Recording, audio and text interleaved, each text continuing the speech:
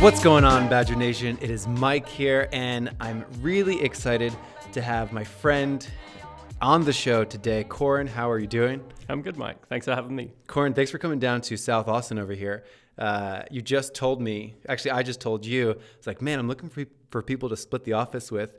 And you're like, oh, wait a second, I would have done it, but you're moving away from Austin, so it'll never happen. No. It'll never Unless happen. it's virtual. Yes. You're going to rent space virtually? Yep. Let's do it. That'd be perfect. I'll charge for that. As everyone knows out there listening, I have a very, very high bar to have guests on the show. I was just telling you, Coran, I think you're actually the fourth guest on the show. So congratulations. How does that feel? I'm honored. I mean, yeah, it's made my week. That's awesome. And the reason why I wanted you on the show is because this is a topic that I don't know a lot about myself, but I know is going to be really valuable to people listening out there, especially if people ever plan to sell their Amazon company, which I think is a lot of people listening to the show. You know, they hear that, they're probably like sitting up a little straighter right now. They're like, oh yeah, maybe I will one day. You know, I heard so-and-so sell an Amazon company and for a nice penny. I'm like, what can I do to sort of think about that and get that started? So just a quick introduction to you for anyone who doesn't know. I'm trying to think about the very first time we met personally. Was it Barcelona? I think it was Barcelona at a DC Barcelona event, probably. You know what was cool about that? What's that? Do you want to finish that? No, I don't have anything else. Okay. Save me. So our mutual friend Travis, yeah, at the same event, we were at a bar. Yeah. And I said, I want to start a business brokerage, but I'm not sure how to break into the mold. He said, just do FBA businesses. Boom. That same, when we first met. So that same weekend. How about that? And since then, I've launched an Amazon advertising empire. Right. Maybe. Yeah. And you have launched what I think is a really, really cool, unique company, something that sort of I think the world needed. You launched the FBAbroker.com. And, you know, for anyone who doesn't know, what is that? So we're a business brokerage. We focus specifically on helping our clients, which are typically owner-founders, so founder-owners, that have started a company from scratch that are looking to exit. And we focus specifically on the sell side, which we can get into a little bit more. And our real goal internally is to get the highest value possible and the best deal terms. So for every single client, that's our goal. It's a good goal. You have this cool ongoing series. And by the way, because we have so few guests, I get to write my own intro based off of like how I know you. I see this pop up in my feeds. I do genuinely enjoy watching it. Market Watch Mondays, published on Facebook, Instagram, and LinkedIn. I didn't know about the LinkedIn. Where this is really cool. I don't know how you do this, but you're going around the internet researching when Amazon companies are sold, and then you're reporting on some of these trends. Yep. Did I miss anything about Market Watch Monday? No, well, this was when I launched the FBA broker. So at the time, I was the first business brokerage to focus exclusively on this niche. And I wanted to know how to value these businesses because everyone else did all sorts of business models, right? And most still do. Yeah. And so I started looking around online and by hand, manually just finding everything I could. And then we compiled the database. But that was 4 years ago. And now we have some really interesting information. Yeah. And people seem to like that update. So we talk about what listed, what sold, what the multiples look like. It's an interesting heartbeat on the market. You want to talk about heartbeat and lifeblood. Did you know? So you launched the first sort of report that was coming out on Amazon specific businesses.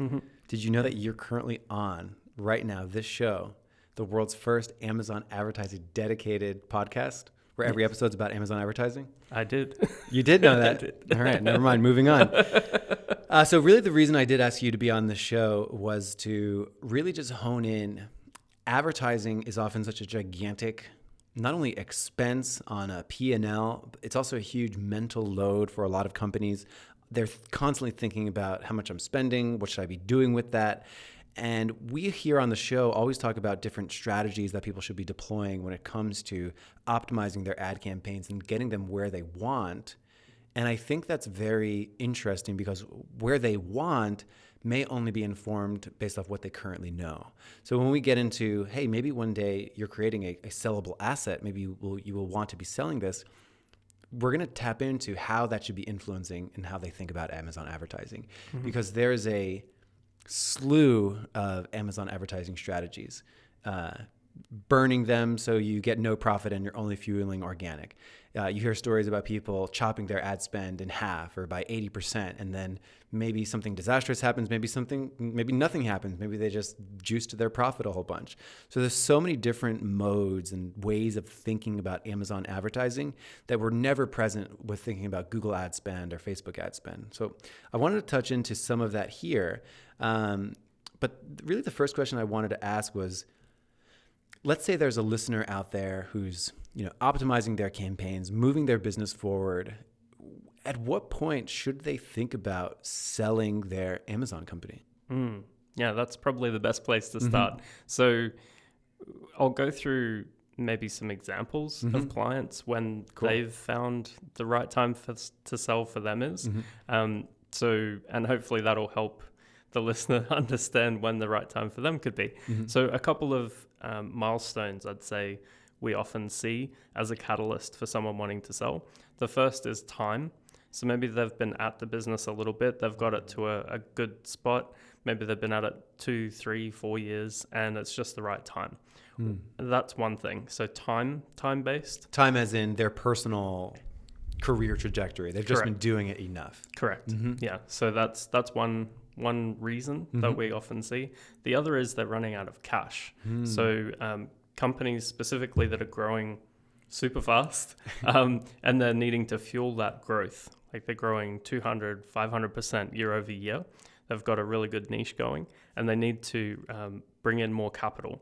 So they're often getting to a point where it's personally uncomfortable. So their life's on the line basically, and it's Amazon after all, so something could change tomorrow. So when the business is growing to a point where it's now uncomfortable to fuel that growth, that's often a good time to sell. We're talking about massive inventory purchases, right? Yeah. And in a situation like that, and I know this is a quick aside, but would anyone ever sell a piece of their company, like find an investor to invest in some of it rather than sell the entire thing? Yeah, absolutely. That's becoming more and more popular. Okay. As of right now, so for context, we only deal in 7 and 8 figure plus transactions. So a business needs to be worth more than $1 million for us to be involved. Right. So that's where my perspective and experience comes from. But in that realm, I'm seeing that be more the case in an 8-figure revenue business than a 7-figure revenue business. And the main reason for that is there's just not enough. There's not enough in $1 million company doing, say, $1 million in revenue to split up that pie to where a 30% investment would actually make sense for the investor. Right. Cool. So we've got time, we've got size where inventory payments are getting, or inventory purchases are getting larger and larger. Is there any other situations where, you see people selling their companies on Amazon? Yeah, absolutely. So some of the not optimal times to sell is when things are in decline. That used to be a big theme of people saying, oh, it used to be at 10 million or even 1 million and now we're doing $500,000 a year. That's a horrible time to sell. You want some forward momentum. After suspensions and things, people usually come through and say, how do I get out of this thing? Because I don't want that risk. But some of the other more positive reasons to do that is if the brand could expand outside of Amazon. So they could go to trade shows or they could go to events and start selling in the real world. And some people just don't want to do that or they don't want to invest the capital to do that. So going into retail is expensive. Not necessarily that's the best move for every brand, but when there's a transition or an opportunity to grow larger, that's typically when we get involved with companies and say, how do we take this to the next level? Awesome. And then on the other side of this table, this sometimes metaphorical or literal table are going to be people who are going to be purchasing from people at those times. Describe who these kinds of people are. Are these just, sharks swarming the waters, like looking for meat type thing, or are they strategic buyers? Or I'm curious to hear more about who are actually buying these companies. Yeah, absolutely. So you mentioned our market data before. Mm-hmm. So over the last 12 months, we've seen the sell-through rate of businesses be, in FBA world specifically, only 23% over the last year have sold. Okay. So that tells me there's a supply and demand problem.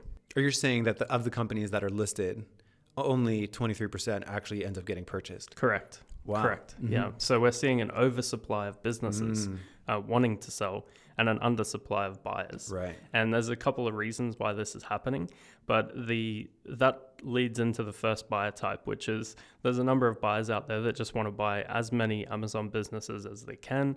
They don't necessarily care about the niche or they care about growth opportunities, but they don't really care. They just want any Amazon business that hits these metrics. Right. They're playing Moneyball. Exactly. And these guys are wanting to, they make money when they buy. So they're value investors first and opportunists second.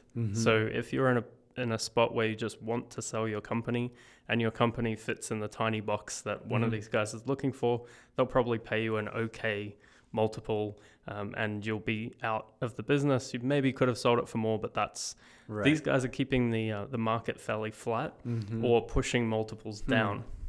I'm getting a vibe. You lived in Austin for quite some time.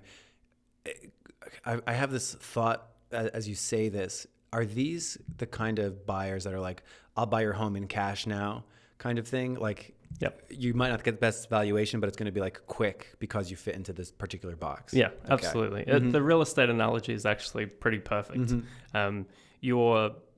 As far as they're concerned, it's just they're looking for houses. So if you have a house and you fit this criteria, they'll make an offer, which is low.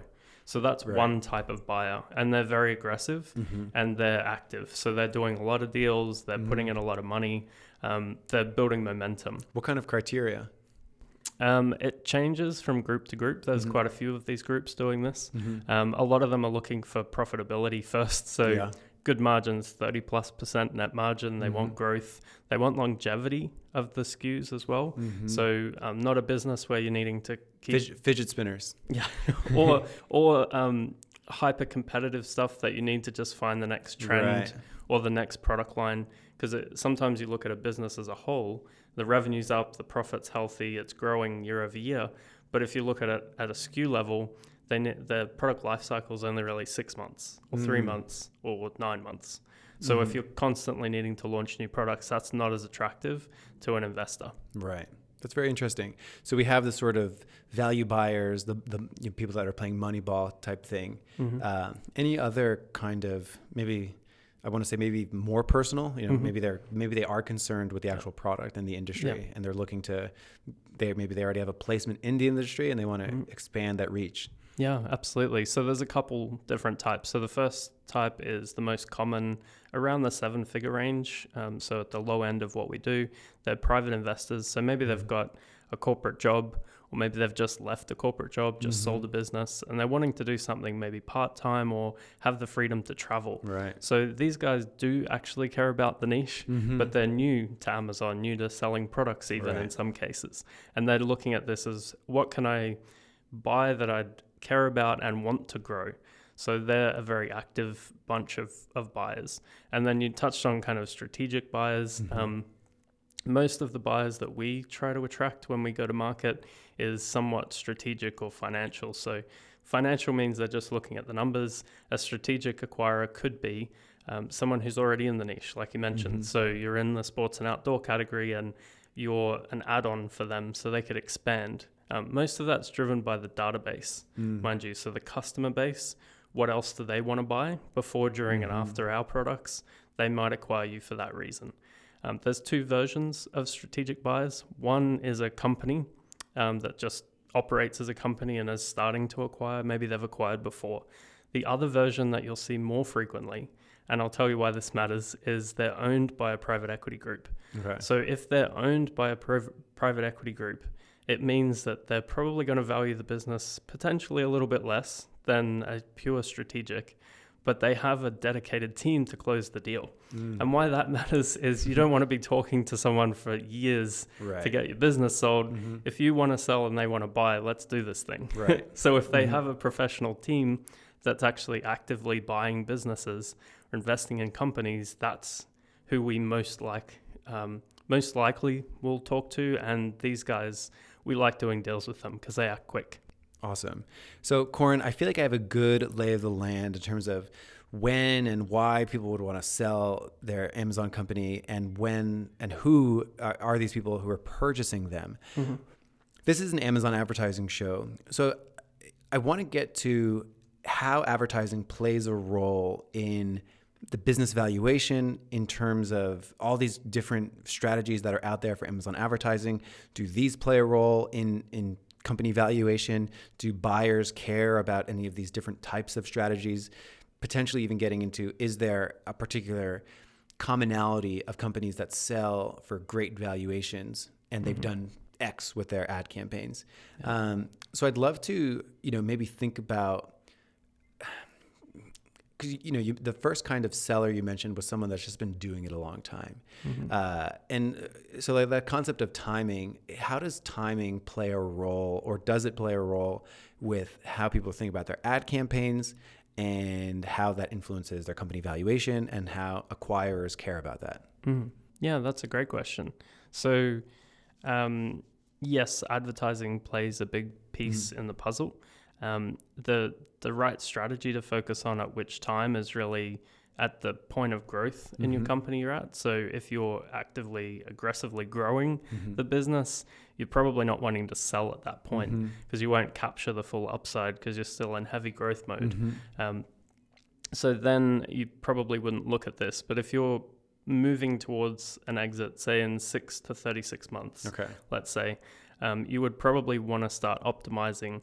And what you're optimizing for is net margin, net profit, right? Or as we call it, seller discretionary earnings.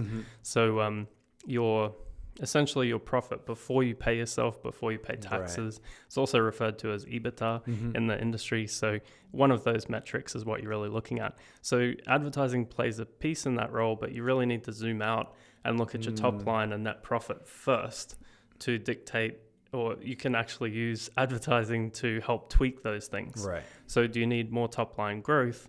Well, you can crank up the ads and work on which strategy. If you're optimizing for profit for a sale, because most of these companies are valued as a multiple of annual net profit. Right. So that profit number is the baseline for whatever multiple, whatever valuation is coming in. So you want that as high as possible. This is, if I could, you just laid this nice statement out, and I feel like me as the Amazon advertiser optimizer, I feel like I can pull something out of that. We do a lot of campaign audits, so people can come and sign up and pay for like a deep dive. We spend like half a day inside their campaigns, dissecting them, trying to tell the story of these campaigns. And one thing that we always look for is sort of percentage of wasted spend. So if you think of it this way, when someone's in a growth mode and they launch, let's say 10 keywords, 5 of them are probably going to be complete misses, unprofitable. Maybe 3 of them are going to be instant slam dunks and be profitable from day one. And then maybe 2 of them are going to be neutral at first, but maybe they can be tweaked to become profitable. In that first time frame, it's actually maybe break even or negative. But what happens a lot is that people forget to go in and get rid of the bad ones regularly. So one thing we always look at is we'll pull up a search term report and we actually go and see how much were they spending on things that generated revenue? How much were they spending on things that did not generate revenue? No. And sometimes this sort of percentage of wasted spend, not to say it's bad spend because it's good to do all this research, but this percentage of wasted spend sometimes could be 50%.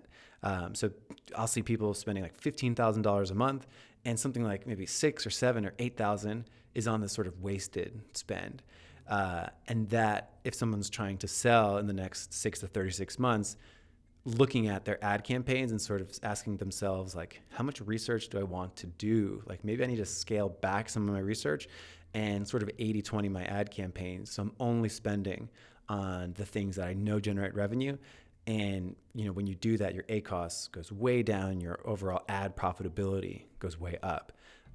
So that is, I feel like, what's resonating with me really strong based off what you just said. Yeah. And the key piece is to what we often find is, especially if you're a founder and you've started something from scratch, it's your baby. Mm-hmm. So it's really hard for you to look at something objectively, whether it's your overall business in the version of exit planning, or whether it's granular level on an ad campaign. It's really hard to review your own work. Right. So definitely get someone to help you with this stuff.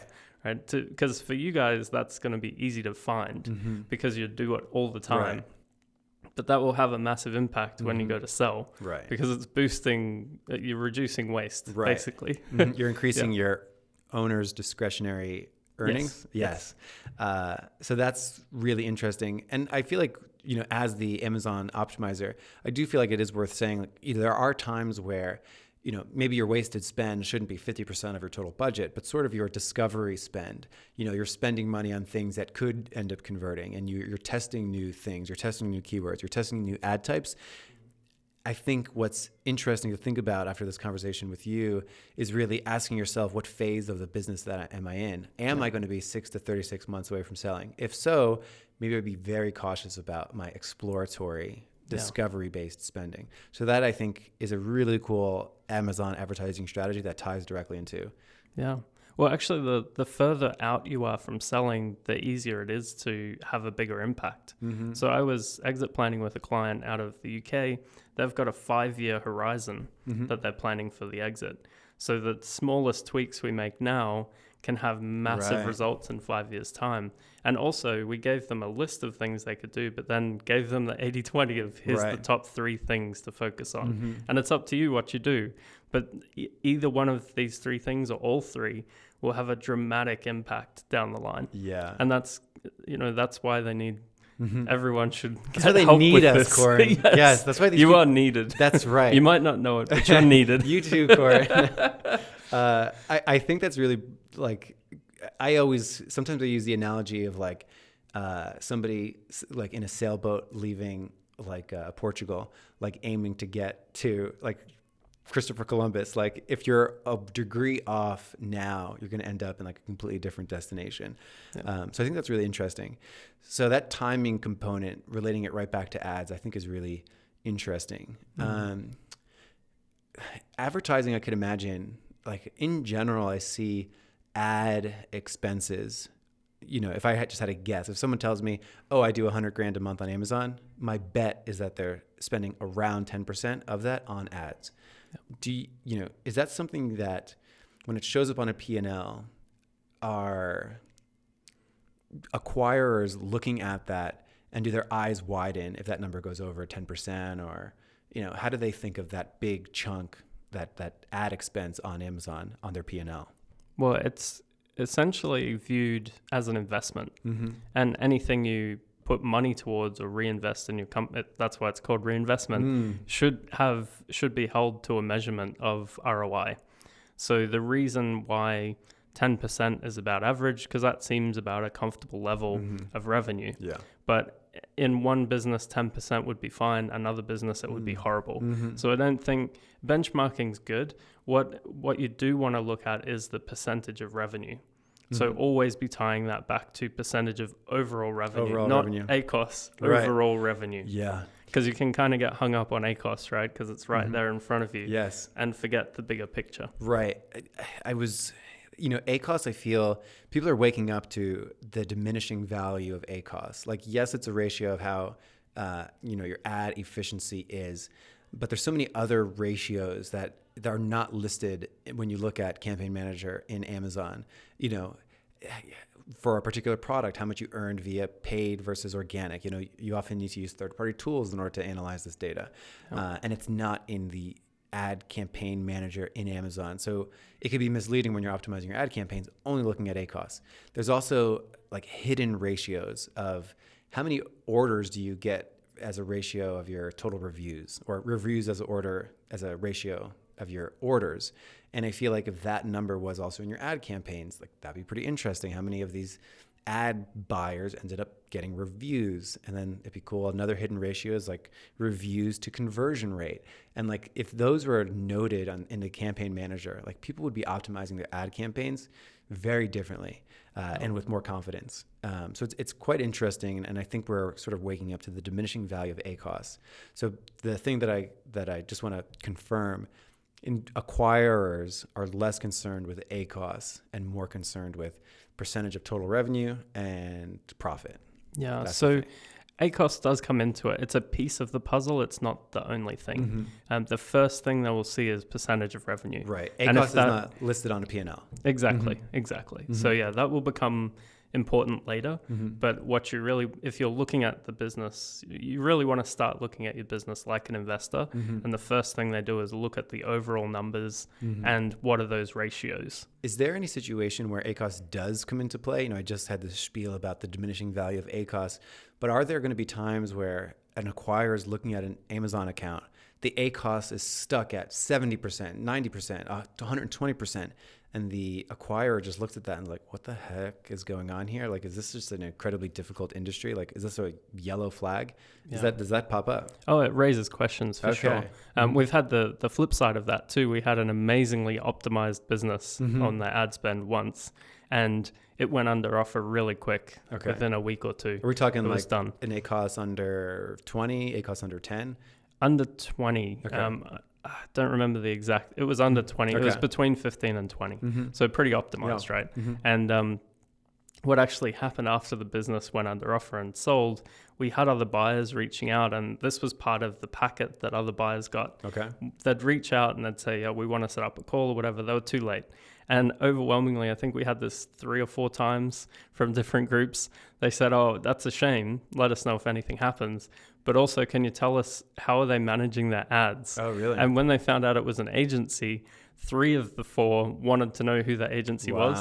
The 4th wanted to pay the seller a consulting fee to tell them how they manage their ads. Because they were so well optimized. How about that? That, yeah, they wanted to know how they were doing it. So this is pretty interesting.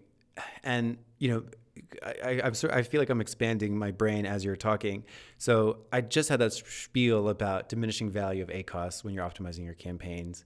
But this kind of clues us into an investor probably isn't as tuned into the nuance of ACOS to orders and ACOS to maybe organic lift and review lift and whatever lift.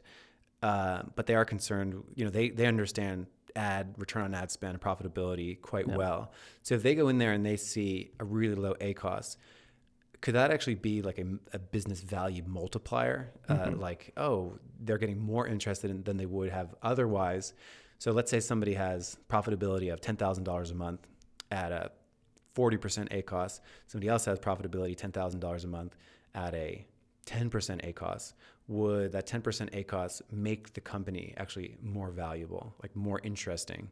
Unfortunately not. Okay. Not necessarily, because a lot more goes into valuation than just ad spend, ROI on ad spend. It's a piece. It's not the biggest piece of the puzzle. Margins are going to come into play? Yeah. Margin will play first. Okay. So for that, you want to look at the overall picture. I'd hesitate to have someone focus on ACOS as a way to improve value in a business, because there's bigger wins there. The bigger thing to focus on in the context of advertising is overall profitability and overall net margin of your whole business. Okay, so that is pretty good to know. So shouldn't focus on it, but maybe sometimes other acquirers that will be interested in hearing more about it. It'll be raised at some point during the sale. Okay. So having an optimized campaign is going to help you sell the business. Interesting. Whether it drives more value or not depends. So we've been talking about ACOS, and in particular, we've been talking about, how investors consider ACOS to be a factor and how they may consider a super low ACOS. But the most important thing is margins. What about a situation where someone so they're bidding on the keyword mason jars. Maybe they're getting 10 sales a day at a 20% ACOS. Then they say, I'm going to get more aggressive with this particular paid keyword. I'm going to juice my bids. I'm going to increase my bids a lot. And now I'm getting more clicks, more impressions. And now I'm getting, 50, 60 sales a day at a 80, 90, 120% ACOS. And is there any value? Like, can they say to investors, like, I know my ad margins might look not great, but it's like helping my overall business. There's like a lot of value here. Is that valid? If so, how can they demonstrate some of that value? Cool. So juicing ACOS. Right. Good question. So what I often like to refer to is something I've seen play out over and over again with FBA businesses. Mm-hmm. So it links to timing to sell, but also to answer your question, at what point would juicing not be a problem? So something we've seen play out many times is I look at this in year blocks, annual blocks, so calendar year blocks, is the first year you're often just trying to figure out what products sell, what niche you're in, what brand you're really going with. Right. That's the first exploratory year, is what's actually going to work. The second year, you're typically expanding that product line to diversify the business, give you more revenue, grow the business, make the brand look better. So at that point, you can probably go pretty aggressive with your ad spend because you're not looking to sell at that point. Right. You can aggressively grow the business. In the third year, you're often optimizing net profit for a sale, or third or fourth year. Once you get it to that point, you've got some scale, you start optimizing.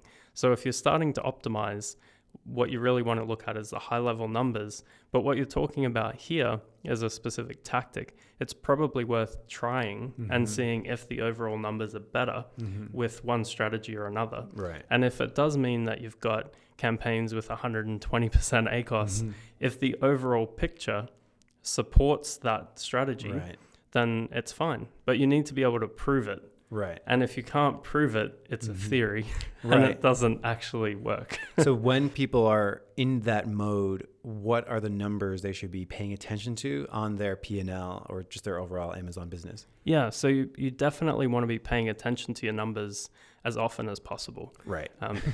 Weekly, monthly at an absolute maximum. Every month you need to be reviewing your numbers and probably get someone to help with this. Right? Have multiple people help understand what profitability is actually happening in your business and be able to track that over time. Right. So that's really the thing that you're looking for. The biggest thing is ROI in general. So you've got two levels of ROI. There's inventory, so the return on capital spent on inventory itself. Then you've got things like ads, you've got things like other marketing channels. You need every channel broken down to understand the profitability and the link to everything else. Essentially, the top line, the highlight numbers that an investor is looking for is revenue and then your net margin. And net margin of the sold businesses that we've seen sell, as I mentioned, there's a really low sell-through rate. The ones that do sell have closer to a 30% net margin overall. So you need to be very profitable for an investor to even want your business. So if your strategy supports that, and continues to grow that, that's what you're really looking for. So if anyone is juicing their ACOS, like really increasing it, they need to be sure that they're tracking on a weekly basis total ad spend to maybe ad revenue, and then also total Amazon revenue, and then also profit. Yeah, it needs to be held accountable. So it can't be in a vacuum for it to matter. Right. You can't just read a blog post and say that it says to push your ACOS to 100% and be like, okay, done. You want to tie this back to total revenue, organic revenue, paid revenue, net margin. Yeah. And that's the same with any marketing spend. Right. Should be held accountable as a individual stream. Right. And I think sometimes people go overboard with the pushing the ACOS super high to fuel organic, where it's almost as if like it's sent on a wish. It's like, oh, I'm going to pump up my ACOS and then hopefully it'll pan out and then maybe not even check in again next quarter. So being really aware of how all of these things are playing together, super important, absolutely important. One other associated cost shows up a lot on P&Ls, shows up a lot just anywhere. Amazon marketing, typically, a lot of everyone out there listening is either maybe they're a solopreneur, maybe they work for a larger brand, maybe it's a smaller brand, whatever it might be, or maybe they work at an agency or are a freelancer. In general, everyone listening to the show is an Amazon marketer. So even if it's the owner doing? They're the Amazon marketer as well. Maybe it's an Amazon marketer who's optimizing campaigns for people. Amazon marketing can sometimes cost maybe 10% of the ad cost. So we're looking at, if somebody's spending $10,000 a month on their ad campaigns, it's possible they're spending anywhere from $500 or maybe $1,500, whether they're using a tool or they're using a tool plus a consultant or they're using an agency. It could be a pretty significant expense when mapped out over the course of a year. How is that looked at when selling their company? Mm-hmm.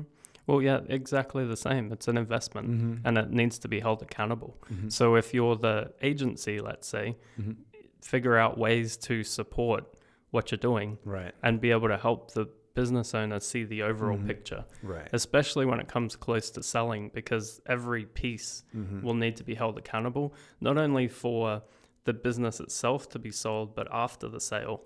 So if you want to stay involved in the business as an agency, you need to be hitting numbers and translating what you're doing into overall business performance. Yeah. We talk to a lot of Amazon freelancers and Amazon agencies, people that work at agencies.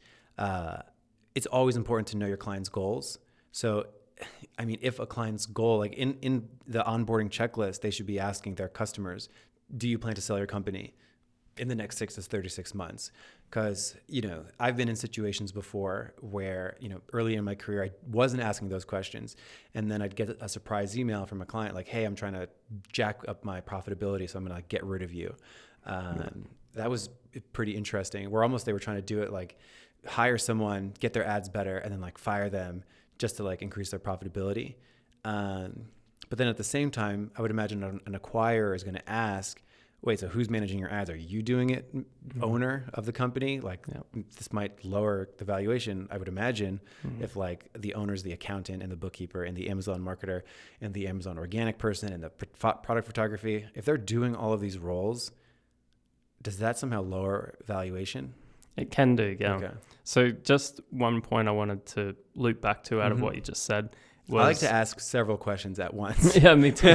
Me too. Pick which one you want to answer. There we go. I got one. So something you mentioned about switching out ad agencies or firing you so you can improve your bottom line. That's a very short-term strategy. Most investors want to think really long-term. And to get the most bang out of all of this stuff, you need to think really long term. I had a meeting with a private equity investor here in Austin, and he blew my mind with the way he thinks about timeline.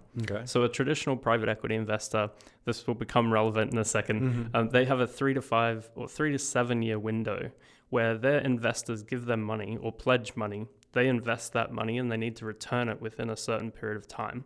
So that's why most private equity guys say, well, we have 3 to 5 years before we're wanting to sell this thing, right? So they buy something, optimize it, sell it.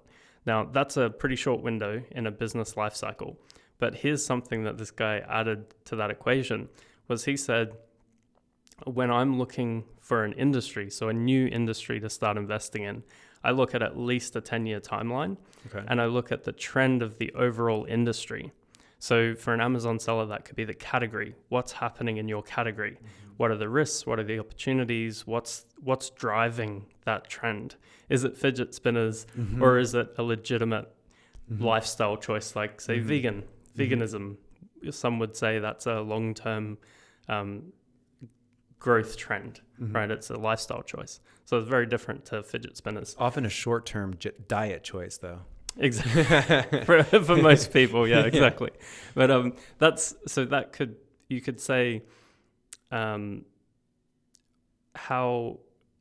another example in business specifically would be trucking companies.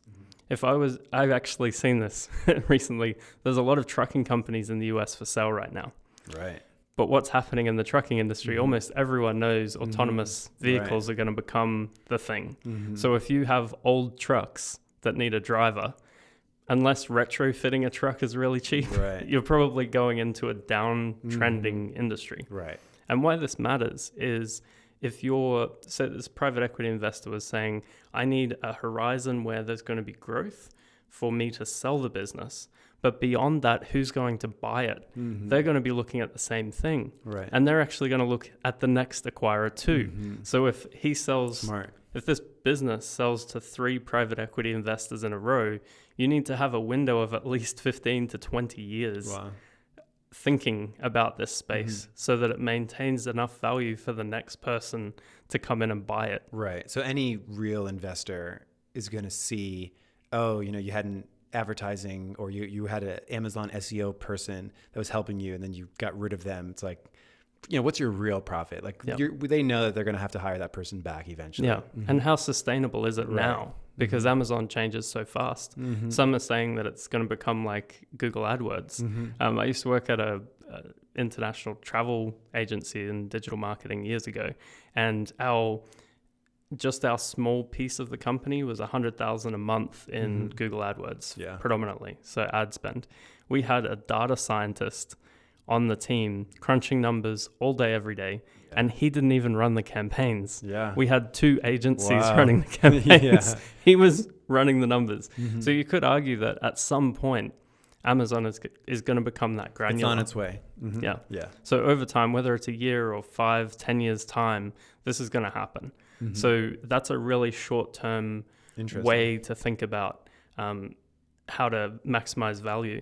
And anything that's short-term can switch really fast too. So if you get a short-term buyer in, they're not going to pay you the same as a long-term investor, right? So I think that's the first thing, and it's tough in this market because a lot of people have come through internet marketing type training to get into this space. So they used to affiliate marketing or short, quick win type things to quickly make money as opposed to build a long-term business.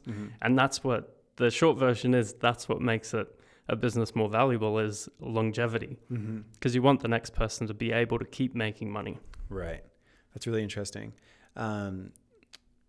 With that, so if you're working with Amazon professionals, it sounds like it's of a company's benefit to, not just get rid of them just for the purposes of boosting revenue for the short term to increase their valuation. The actual expense itself, I would imagine in that case, companies are acquirers are expecting, and as long as it connects with all of the net margin, that's the way that it works out. Yeah, exactly. Interesting. Coran, we've taken a deep dive on Amazon advertising and what it means to owners when they're selling their company, and what it means to acquirers. Any closing thoughts on this topic of Amazon advertising and acquisitions? Yeah. So the best piece of advice I could give anyone is to start thinking more like an investor. Okay. It's so critical and something that hardly anyone does. So if you've read the book Profit First, if you haven't, go read that. That kind of puts you in the mindset of an investor. Read anything from Warren Buffett, Keith Cunningham as well. Cool. He was the guy who taught Robert Kiyosaki, mentored, whatever. Was he the rich dad? Yeah. Yes. Yeah, he was the rich dad who didn't live in Hawaii. He actually lives in Texas. But Keith Cunningham has a whole range of books on how to look at profitability in a company and what to focus on. But really think like an investor and make sure you're checking in on your business, the important metrics, set it up and monitor as you go forward, and use resources like your team, your software, people like that but hold them accountable. Right. So know what's happening in your business month over month and adjust as needed, and work with your team. Don't let it go 6 months and then come back and say, hey, Mike, what happened here? If you weren't watching it either, or the goal changed, but you didn't tell your agency, that's not helpful. Exactly. A cool learning that I had throughout my career was, all the vendors that you work with, like, hold them accountable, like ask them questions like, what's our goal and how are we going to get there? And like, are we on pace for it? Check in with them. They appreciate the attention to your goals, because a lot of times any contractors that they're working with are probably worried, like, am I on the same page with my client? Like, I want to reach out to them, and, reaching out to, having it work both ways is often the best way to stay on the same page and move forward together.